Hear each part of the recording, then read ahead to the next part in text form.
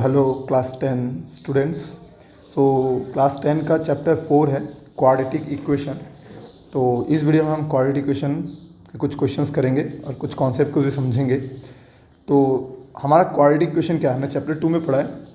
किसी भी पोलिनोमियल का अगर डिग्री 2 होता है, ठीक है, किसी भी पोलिनोमियल का अगर डिग्री हमारा 2 होता है तो उसको क्वाड्रेटिक इक्वेशन बोलते हैं। अगर डिग्री हमारा 2 है तो उसको हम लोग क्वाड्रेटिक इक्वेशन बोलते हैं। फॉर एग्जांपल जैसे 4x² माइनस 3x प्लस 7, ठीक है। तो यहाँ पर जो हमने लिखा है, ठीक है, 4x² माइनस 3 प्लस 7, तो इस पोलिनोमियल का डिग्री कितना है, जो मैक्सिमम पावर होता है किसी भी वेरिएबल का वही होता है, तो ये 2 है। तो ये हमारा क्वाड्रेटिक इक्वेशन है। तो देखिए यहाँ पर क्या लिखा हुआ है, quadratic polynomial are of the form ax² plus bx plus c। तो जनरली ये स्टैंडर्ड तरीका है क्वाड्रेटिक पोलिनोमियल को लिखने का। और इसमें एक बात हमको याद रखना है कि a नेवर इक्वल्स टू 0, मतलब जो a क्या है, x² का कोफिशिएंट, a जो है हमारा वो x² का कोफिशिएंट है। तो x² का कोफिशिएंट जो ये हमारा a है, ये कभी भी 0 नहीं हो सकता। अगर ये 0 हो गया, फॉर एग्जाम्पल मान लीजिए 4 अगर 0 होता, मतलब अगर ऐसे होता 0x² हम लिखते हैं, ठीक है ना, 0x² माइनस 3x प्लस 7, तो ये हमारा बनता है माइनस 3x प्लस 7। तो इसका हाईएस्ट पावर क्या आ रहा है, 1, तो इसका डिग्री क्या आ रहा है, 1। तो डिग्री अगर 1 आ रहा है तो ये हमारा क्वाड्रेटिक पोलिनोमियल रहा ही नहीं, अब ये लीनियर पोलिनोमियल हो गया। तो इसलिए आपको ये बात याद रखना है कि a का वैल्यू कभी भी 0 नहीं हो सकता। यहाँ पर भी यही बात लिखा हुआ है कि ax² plus bx plus c equals to 0 where a is not equal 0 is a standard form of a quadratic equation. तो ये स्टैंडर्ड तरीका है लिखने का, स्टैंडर्ड तरीका है लिखने का क्वाड्रेटिक इक्वेशन को। वहाँ पर ये याद रखना, x² का जो कोफिशिएंट होता है वो होता है a, b का x का कोफिशिएंट होता है b, और हमारा कांस्टेंट वैल्यू होता है वो होता है c, ठीक है। तो चलिए हम लोग एक्सरसाइज 4.1 का कुछ क्वेश्चन सॉल्व करते हैं। सो यहाँ पर एक्सरसाइज 4.1 का फर्स्ट क्वेश्चन है, check whether the following are quadratic polynomial equations are not. तो हमें चेक करना है कि क्वाड्रेटिक इक्वेशन है कि नहीं। तो जो पहला हमारा क्वेश्चन है यहाँ पर क्या दिया हुआ है, it is x plus 1 whole square equals to 2x minus 3। तो यहाँ पर आपको फॉर्मूला लगाना है x प्लस 1 होल स्क्वायर में, that is a plus b whole square, जो हमारा होता है a square plus 2ab plus b square. तो मैं एक क्वेश्चन में ये फॉर्मूला यूज़ करके दिखा रहा हूँ। जैसे कि ये मान लीजिए आपका x प्लस 1 होल स्क्वायर है, तो यहाँ पर a का वैल्यू x है, b का वैल्यू 1 है। तो यहाँ पर जहाँ पर a और b का वैल्यू है उसके हिसाब से डालिए। तो यहाँ पर x² प्लस 2 इंटू a का वैल्यू x है इंटू b का वैल्यू 1 है, और ये 1 का square, so it should be x² plus 2x plus 1।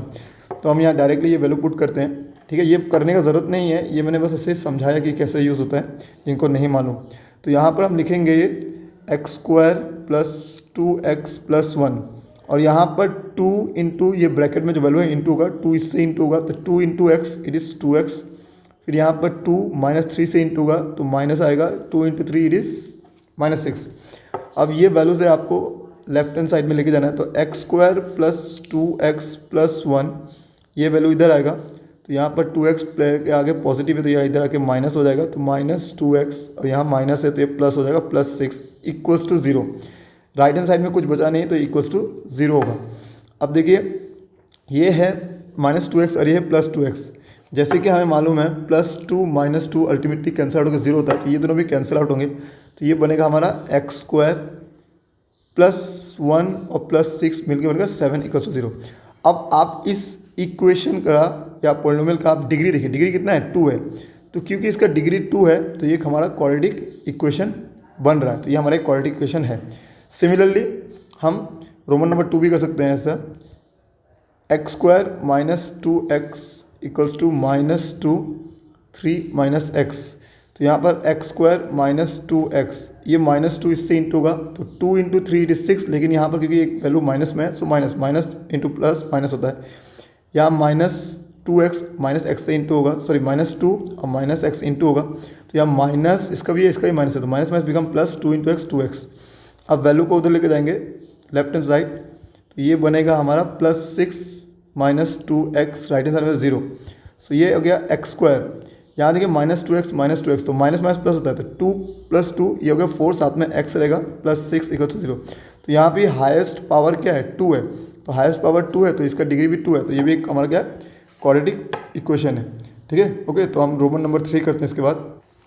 So Roman number 3 क्या है हमारा? रोमन नंबर 3 है सिंपल x-2 x+1 x-1 और x+3। देखिए चेक करना है तो हमें इसको मल्टीप्लाई करना पड़ेगा। तो x के साथ ये मल्टीप्लाई होगा तो हम लिखेंगे x इंटू x+1, फिर -2 भी इंटू का -2 x+1 और यहाँ पर x इंटू x+3 और यहाँ आएगा -1 इंटू x+3। इसको मल्टीप्लाई करेंगे तो ये x इंटू x² फिर x इंटू 1 ये होगा सिंपल x, फिर -2 इंटू x -2x फिर -2 इंटू +1 इट इज़ -2। यहाँ पर x into x² x into 3 so +3x -1 into x -x minus into +3 it is -3। देखिए इसको और बाकी सॉल्व करने की भी ज़रूरत नहीं है, बस आपको लेफ्ट हैंड साइड और राइट हैंड साइड में वैल्यू देखना है। यहाँ पर देखिए x² है और यहाँ भी x² है और दोनों का साइन भी सेम है प्लस कोफिशिएंट भी सेम है। यहाँ भी 1 है, यहाँ भी 1 है, यहाँ भी प्लस साइन है और यहाँ भी प्लस साइन है। तो अल्टीमेटली जब ये इधर जाएगा ना तो ये बनेगा x² माइनस x², तो अल्टीमेटली कैंसिल आउट होकर 0 होगा और यहाँ पर कोई भी टर्म x² का नहीं है तो अल्टीमेटली x² टर्म आपका यहाँ से हट ही जाएगा। अगर ये हट गया तो जो भी इक्वेशन बनेगा उसमें फाइनल x² होगा ही नहीं, तो ये हमारा क्या है? क्वाड्रेटिक इक्वेशन नहीं है। आप इसको कंप्लीट सॉल्व करके भी देख सकते हैं, ठीक है। तो हम लोग कंप्लीट सॉल्व करके देखते हैं एक बार कि क्या आता है।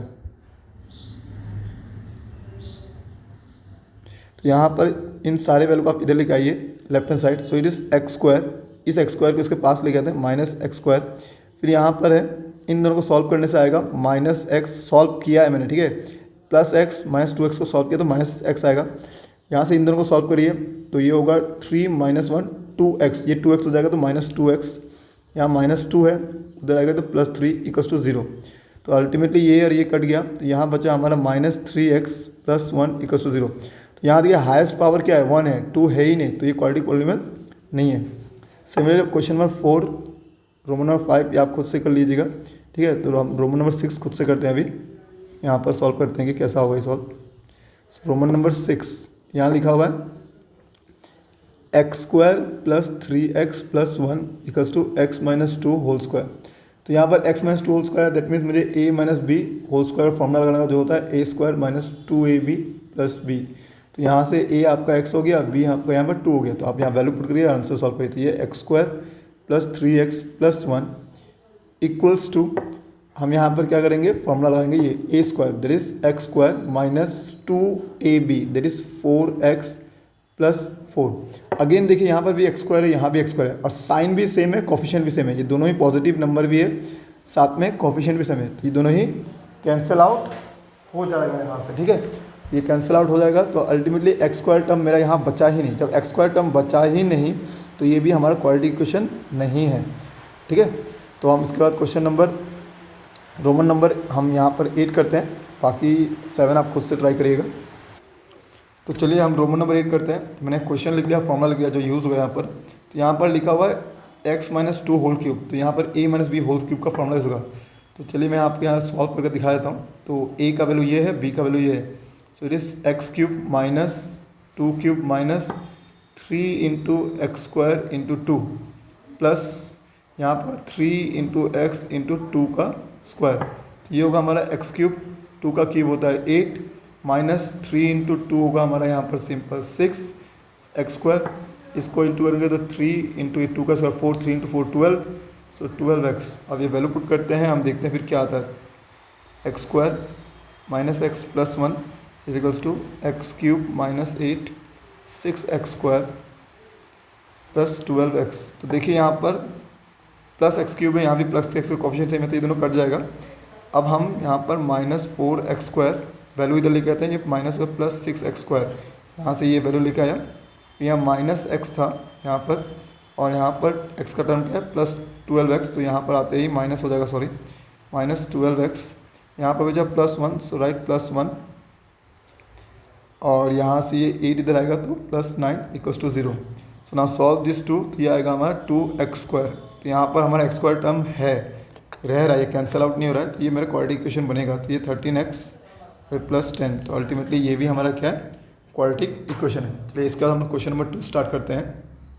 सो जो क्वेश्चन नंबर 2 है, यहाँ लिखा हुआ है represent the following situation in the form of quadratic equation. तो हमें बस क्वाड्रेटिक इक्वेशन के फॉर्म में लिखना है, ठीक है।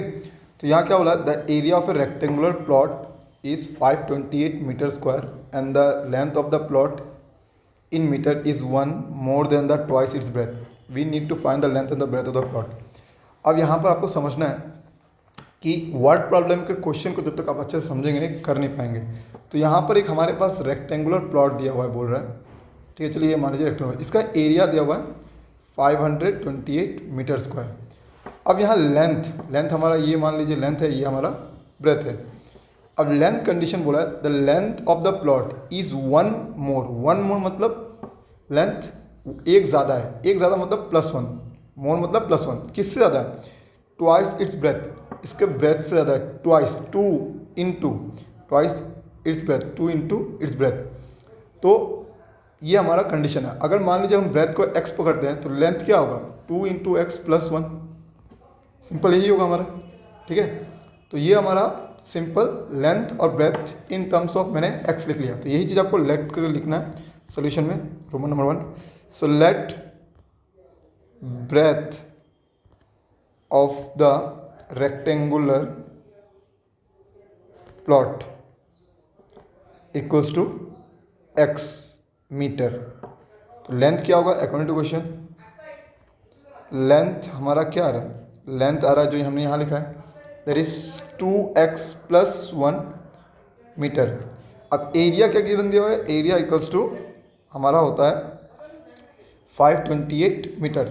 अब एरिया ऑफ रेक्टेंगल क्या होता है, लेंथ इंटू ब्रेथ। तो हम यहाँ length into breadth equals to 528, ठीक है।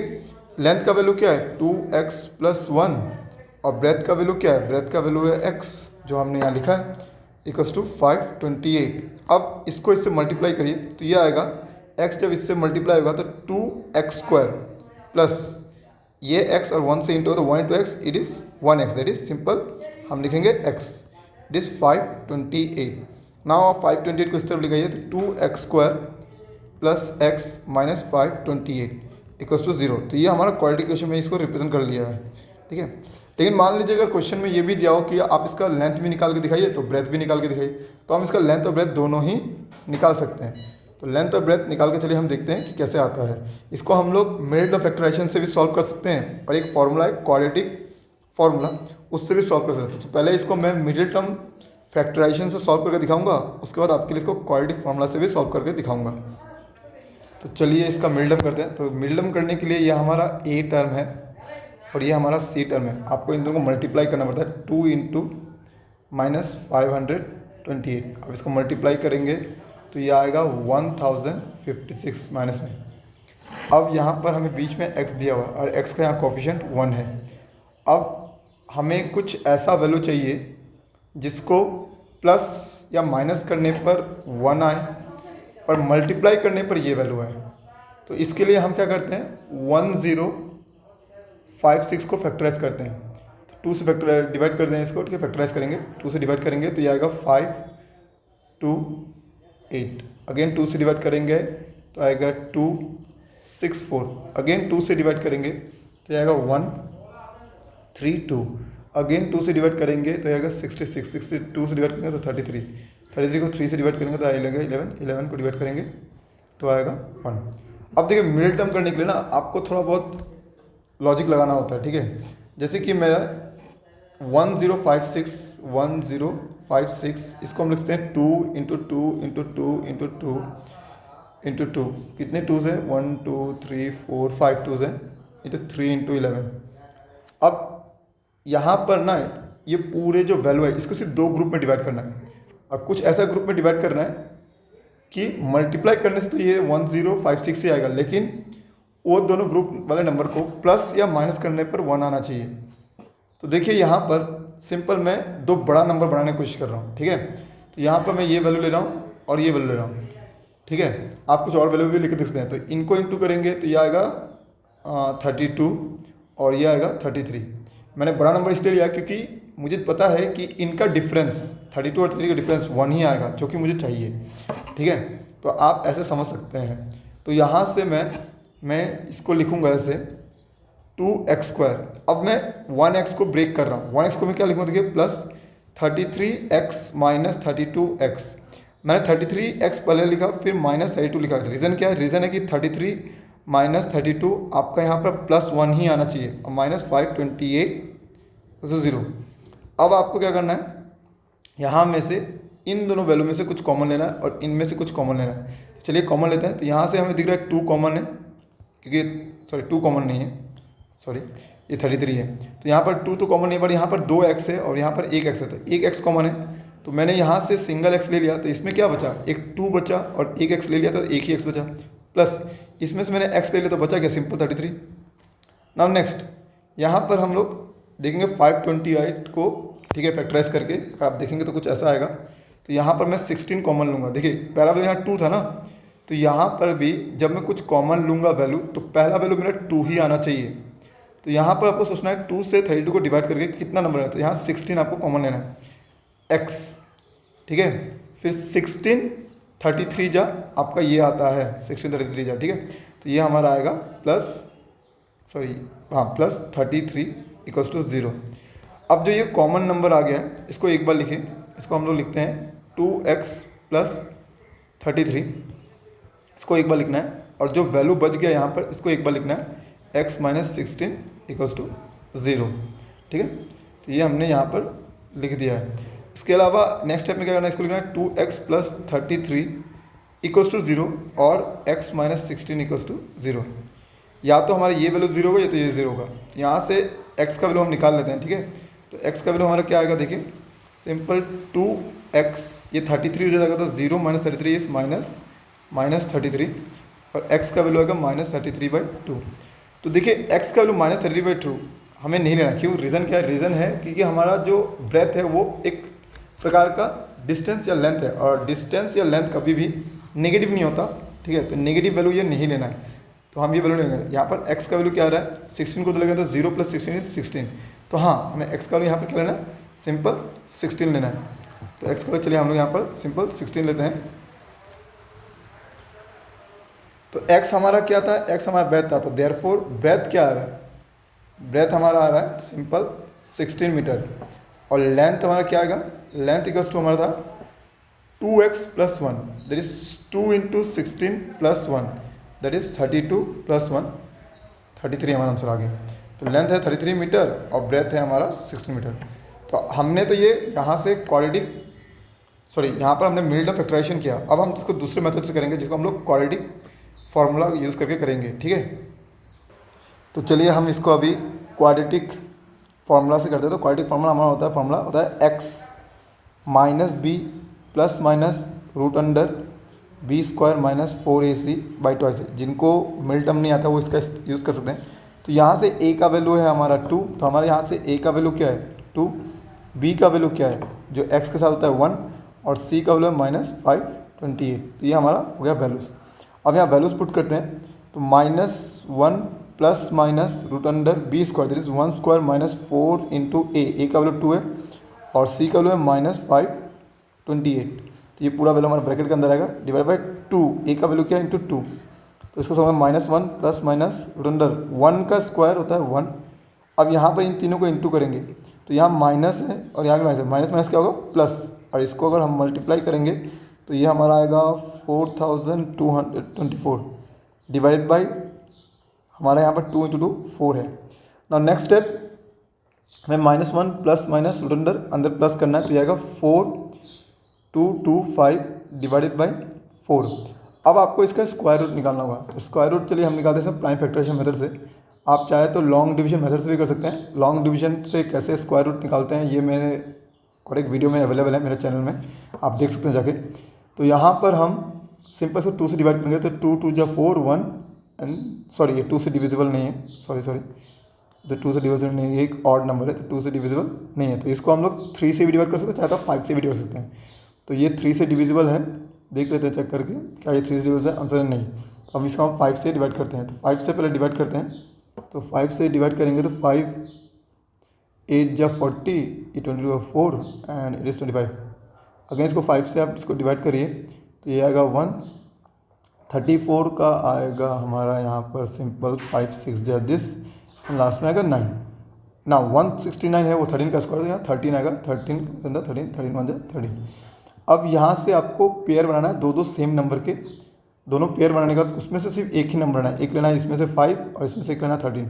तो ये हमारा हो गया सिंपल 65।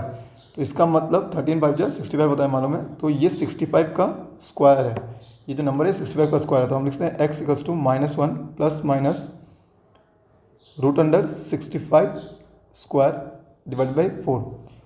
सो यहाँ पर ये स्क्वायर और ये रूट एक दूसरे को कैंसल आउट करेंगे, तो x का वैल्यू बचेगा -1 प्लस माइनस 65/4। अब हम क्या निकालेंगे, इसका वैल्यू। नाउ x का वैल्यू एक बार लिखना है आपको -1 प्लस 65/4, और एक बार आपका x का वैल्यू लिखना है -1 माइनस, इसलिए यहाँ पर प्लस माइनस अलग से दिया हुआ है, प्लस एंड माइनस दिया हुआ है, बाई 65/4। तो यहाँ x का वैल्यू आ गया 64/4, तो x का वैल्यू आ गया 16, क्योंकि 4 से इसको डिवाइड करेंगे तो ये आएगा सिंपल 16।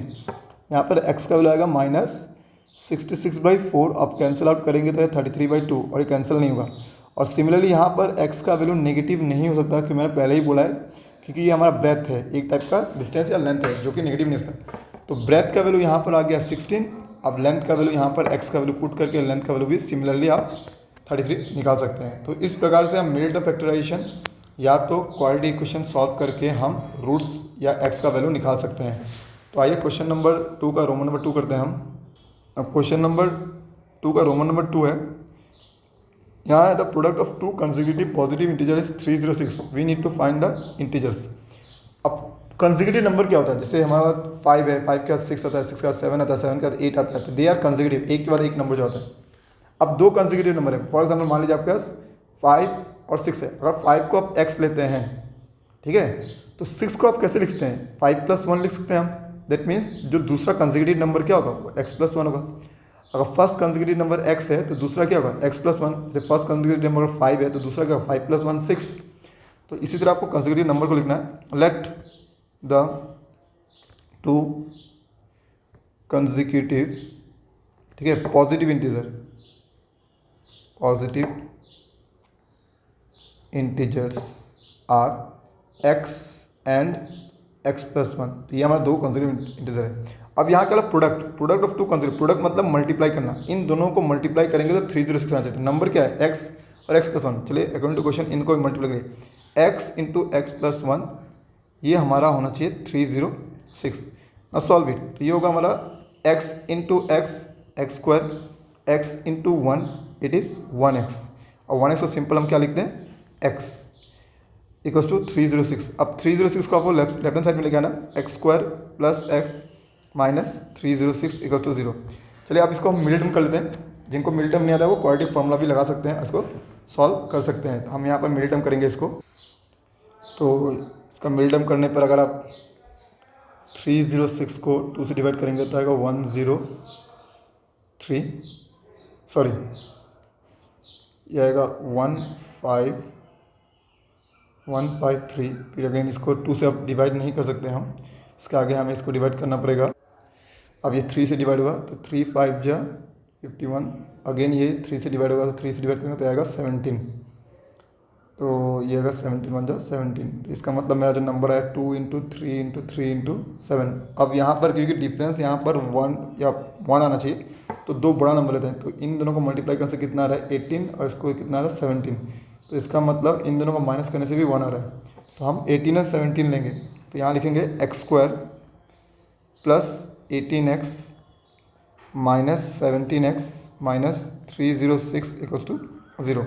अब इन दोनों से कॉमन लीजिए, आपको इन दोनों में कॉमन सिर्फ x दिख रहा होगा, तो x कॉमन ले लिया, तो इसमें से x कॉमन ले लिया तो बचा x, इसमें से x कॉमन ले लिया तो बचा 18। नाउ 17 18 जा ही होता है 306, तो दोनों में से 17 और साथ में दोनों में साइन माइनस का है, तो माइनस कॉमन लीजिए, तो यहाँ होगा ये x ये प्लस 18 इक्वल्स टू 0।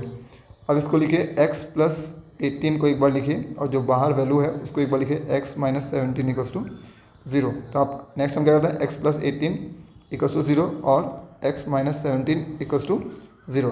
तो x का वैल्यू ये माइनस 18 आएगा और x का वैल्यू ये क्या आएगा प्लस 17। तो देखिए x का वैल्यू नेगेटिव नहीं ले सकते हैं, क्योंकि यहाँ पर हमें पॉजिटिव इंटीजर बोला था, तो ये वैल्यू तो हम ले नहीं सकते, हमें ये लेना होगा। सो देयरफॉर इंटीजर्स आर, तो इंटीजर्स क्या होगा, एक तो हो गया 17 एंड दूसरा क्या होगा x+1 that is x+1 that is 17+1 that is 18। तो ये हो गया हमारा इसका आंसर। चलिए हम क्वेश्चन नंबर रोमन नंबर 3 करते हैं। तो रोमन नंबर 3 क्या है, लिखा हुआ Rohan mother's is 26 year older than him. अब रोहन की मम्मी है वो रोहन से 26 ईयर बड़ी है।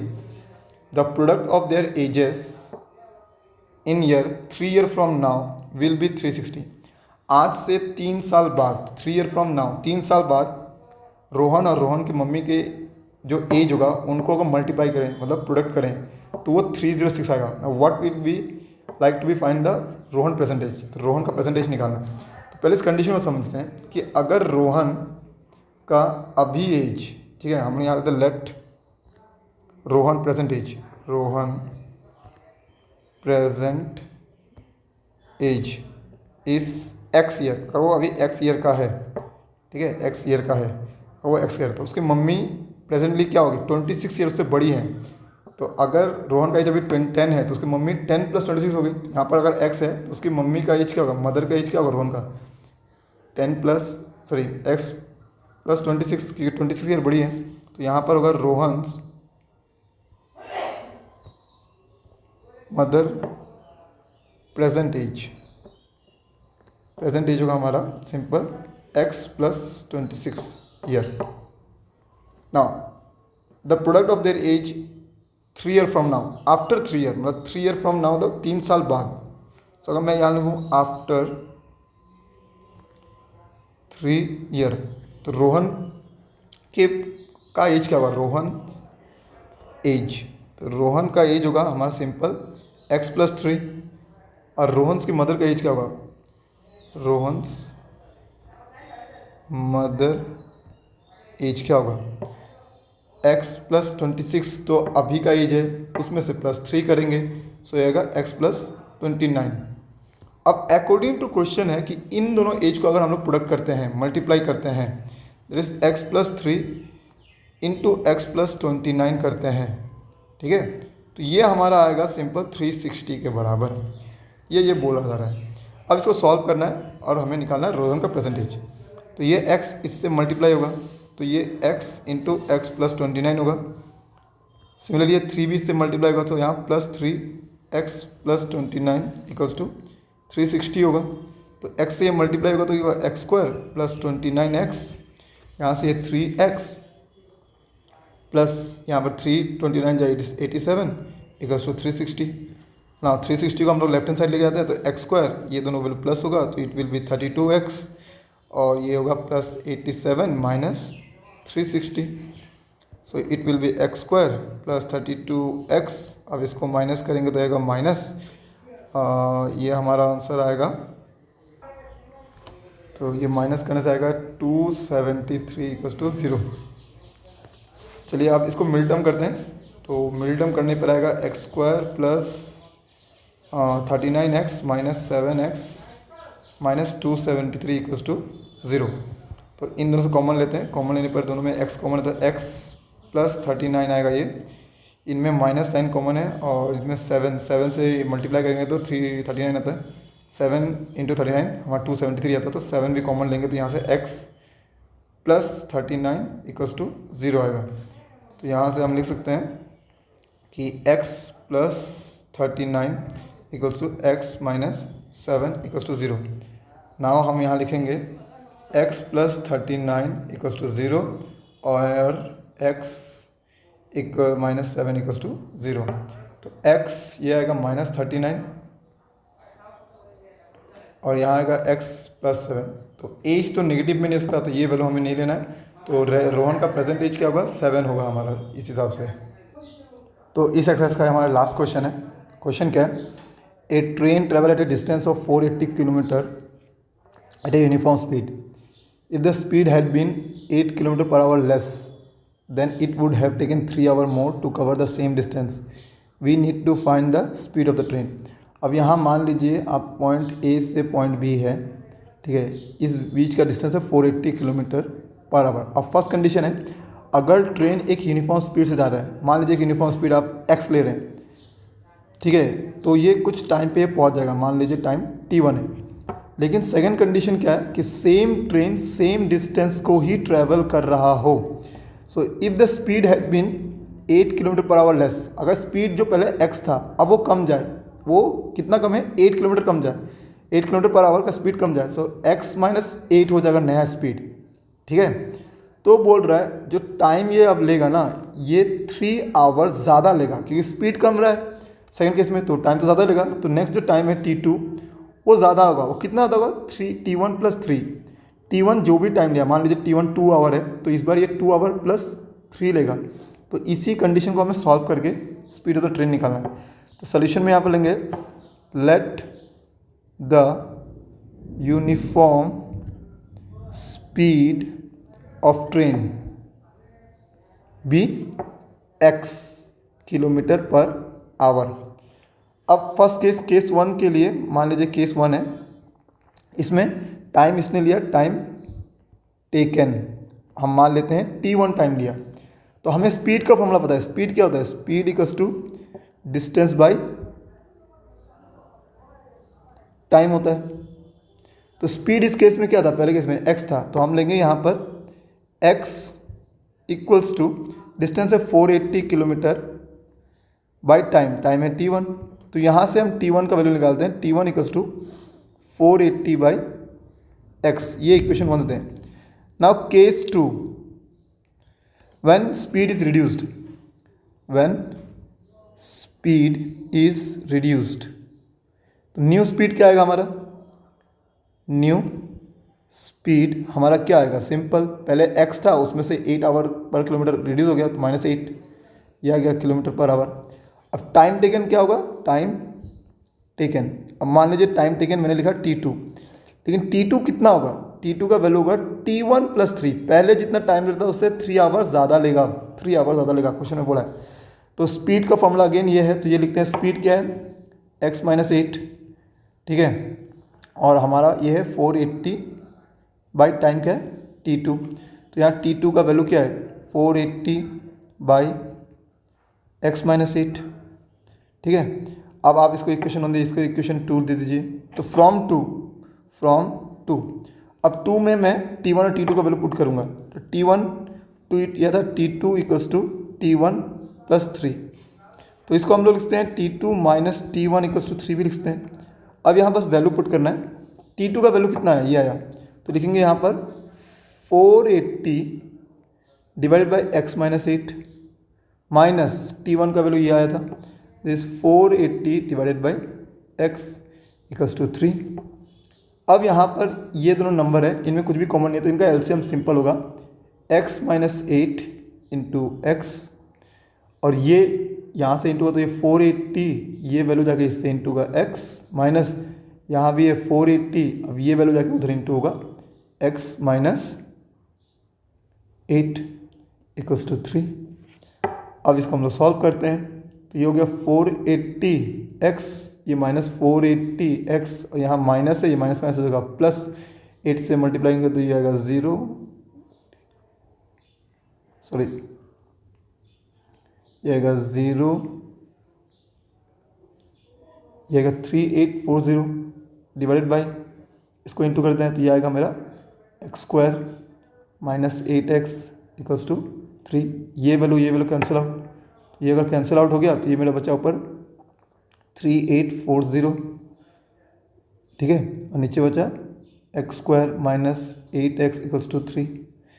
अब 3 से ये वैल्यू हमारा कटता है, ये जो ऊपर वाला वैल्यू है, ठीक है, ये कटता है, ये 3 से डिविजिबल है, तो 3 से आप चाहे तो काट भी सकते हैं, तो ये 3840 divided by 3, it is x square minus 8x, सो 3 से काटेंगे तो यह आया 1280, तो यहाँ पर आया 1280 equals to x square minus 8x। So मैं यहाँ पर 0 रख रहा हूँ, इसको इधर लेके जा रहा हूँ, एक्स स्क्वायर माइनस 8x, उसको उधर लेके जा रहा हूँ 1280, और इसको आप ऐसे भी लिखते हैं x square minus 8x minus 1280 equals to 0। अब आप इसको मिल टर्म कर दीजिए, अब मिल टर्म करके सॉल्व करिए, जो आपका आंसर आएगा फाइनल वही होगा, ठीक है। तो मिल टर्म करते हैं, चलिए, तो मिल टर्म करेंगे तो ये आएगा एक्स स्क्वायर और इसका वैल्यू ऑलमोस्ट आएगा 40, हाँ, तो ये आएगा -40x plus 32, x minus 1280 equals to 0, ठीक है, क्योंकि -40 प्लस 32 इज -8, तो इन दोनों में आप कॉमन लीजिए, दोनों में x कॉमन दिख रहा है तो x बचेगा यहाँ -40, इन दोनों में कॉमन क्या दिख रहा है 32 कॉमन होगा, तो ये x माइनस 40 इक्वल्स टू 0, ठीक है। तो आप कोशिश करिए इसको खुद से सॉल्व करने का कि मिड टर्म कैसे किया है, ठीक है, और फाइनल आंसर चेक करिए कि आपका आ रहा है कि नहीं। फिर नेक्स्ट यहाँ पर कॉमन होगा x माइनस 40 और यहाँ होगा x प्लस 32 इक्वल्स टू 0, तो यहाँ पर x माइनस 40 इक्वल्स टू 0 होगा और x प्लस 32 इक्वल्स टू 0 होगा, इनमें से कोई एक होगा। तो x का वैल्यू इधर आ गया 40 और यहाँ पर x का वैल्यू क्या आ गया -32। तो यहाँ क्योंकि ये स्पीड पूछा यूनिफॉर्म स्पीड, ये तो नेगेटिव नहीं हो सकता, तो यहाँ अल्टीमेटली हमारा सही होगा। देयरफॉर स्पीड क्या होगा, स्पीड यूनिफॉर्म स्पीड क्या होगा 40 kilometre per our.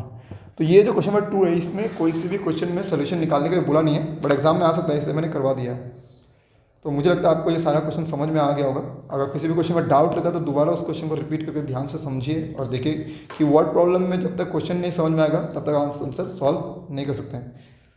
Thank you. और अगर आपको लगता है ये वीडियो आपके फ्रेंड को भी हेल्प कर सकता है, ऐसा कोई फ्रेंड है जो थोड़ा वीक है मैथ्स में, तो आप उनको भी शेयर कर सकते हैं।